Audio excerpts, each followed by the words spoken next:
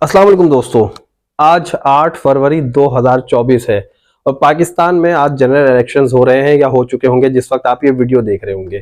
तो जनाब मैं आपको ये बता दूं कि 8 फरवरी 2024 को बहुत सारे लोगों की किस्मत का फैसला होना है। ये बहुत सारे नहीं, करोड़ों आवाम की किस्मत का फैसला होना है कि 5 साल तक या 5 साल से कुछ पहले तक, क्योंकि अभी तक ऐसा हुआ कि हमारा एक भी वजीर आजम जो है ना वो अपनी जो उसका ड्यूरेशन है वो कंप्लीट नहीं कर पाए, और 5 साल से पहले ही पाकिस्तान के हर वजीर आजम ने जो है या तो वो उसे हटा दिया गया है या वो शहीद कर दिए गए हैं।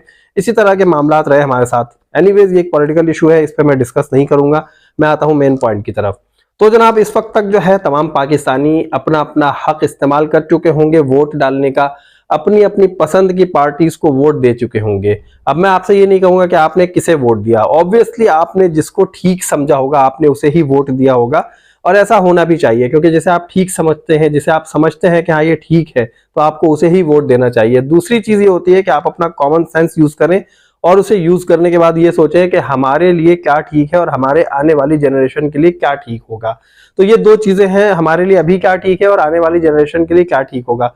कुछ चीजें वक्ती होती हैं और कुछ चीजें जो है ना लॉन्ग टर्म प्लानिंग की होती हैं, तो हमें लॉन्ग टर्म प्लानिंग की तरफ तवज्जो देनी चाहिए। अच्छा, आप लोगों में से बहुत सारे लोग जब गए होंगे वोटिंग के लिए, तो आप लोगों को जो है ना एक एक वोट आपने डाला होगा। एक वोट था आपका प्रोविंशियल असेंबली का और दूसरा वोट था नेशनल असेंबली का। एक व्हाइट बैलेट पेपर आपको मिला होगा, एक ग्रीन बैलेट पेपर मिला होगा। तो आप लोगों को पता चल गया होगा जो ग्रीन बैलेट पेपर है वो नेशनल असेंबली का है और जो व्हाइट है वो प्रोविंशियल असेंबली का है। आप लोगों ने एक एक वोट कास्ट किया, बट मैंने जब ये वोट कास्ट किया, मैंने भी अपनी पसंद की पार्टी को, जिसे मैं पसंद करता हूं या जिसे मैं चाहता हूं कि वो पाकिस्तान का निजाम संभाले और लोगों को फलाह बहबूद की तरफ ले जाए, मैंने भी उसे वोट दिया।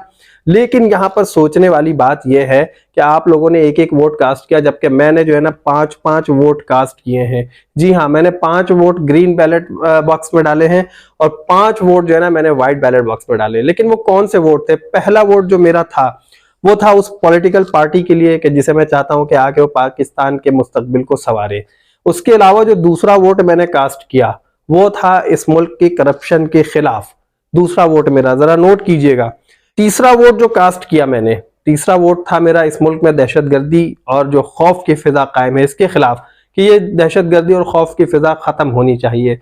उसके अलावा मेरा चौथा वोट था इस मुल्क में फैली हुई महंगाई और बेरोजगारी के खिलाफ, कि इस मुल्क से बेरोजगारी और महंगाई का खात्मा होना चाहिए।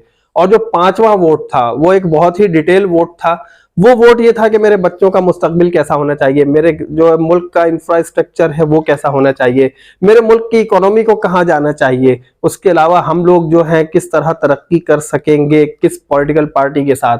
तो ये मेरे अपने मकासद थे वोट डालने के। मैंने उस एक वोट के साथ ये 4-5 वोट एक्स्ट्रा डाले हैं अपनी सोच से। अगर आप समझते हैं कि मेरी सोच बिल्कुल ठीक सिमत में जा रही है और आप भी इसी तरह सोचने लगे हैं, क्योंकि आपने भी एक वोट तो डाला, लेकिन क्या वोट डालते हुए ये बातें आपके जहन में थी?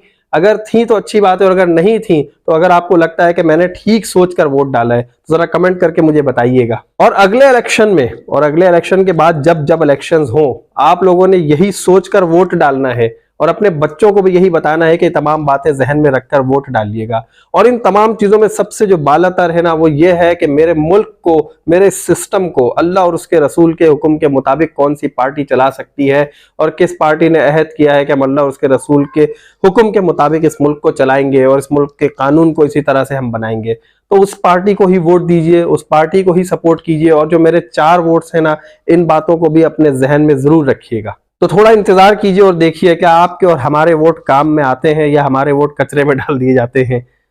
देखते हैं कि इसका क्या नतीजा निकलता है और आने वाला वजीर आजम पाकिस्तान कौन होगा, और मेरे इन बताए हुए उसूलों पर, मेरे इन बताए हुए, मेरी अपनी सोच पर कितना पूरा उतरता है। या आपकी भी अगर यही सोच है तो देखेंगे कि हमारी इस सोच पे, हमारे मयार पे आने वाला वजीर आजम पूरा उतरता है या नहीं। लेकिन साथ में एक दुआ ये भी करते हैं कि जो भी वजीर आजम बने, चाहे हमारे वोटों से बने या किसी और के वोट से बने, वो इन तमाम चीजों को अपने जहन में रखे, हमारे मुल्क को तरक्की की तरफ ले जाए, हमारे मुल्क को इस महंगाई के दलदल से निकाले, बेरोजगारी के दलदल से निकाले, हुकूक दिए जाए लोगों को, लोग जिन हुकूक से महरूम हो चुके हैं उनके हुकूक दिए जाएं।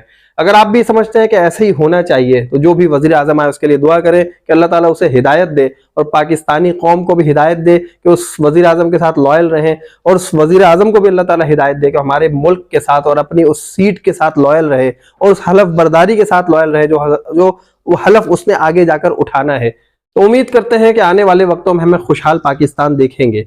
दुआ कीजिए कि अल्लाह ताला हमारे मुल्क को तरक्की दे, खुशहाली दे और हमारे मुल्क पे जितनी भी नेगेटिव चीजें उन तमाम चीजों का खात्मा फरमाए। तो ये आज की वीडियो का एक छोटा सा मैसेज था। अगर आप लोगों को मैसेज पसंद आया तो वीडियो को लाइक कर दीजिएगा और जितने मेरे दोस्तों ने चैनल को सब्सक्राइब नहीं किया तो प्लीज सब्सक्राइब कीजिएगा।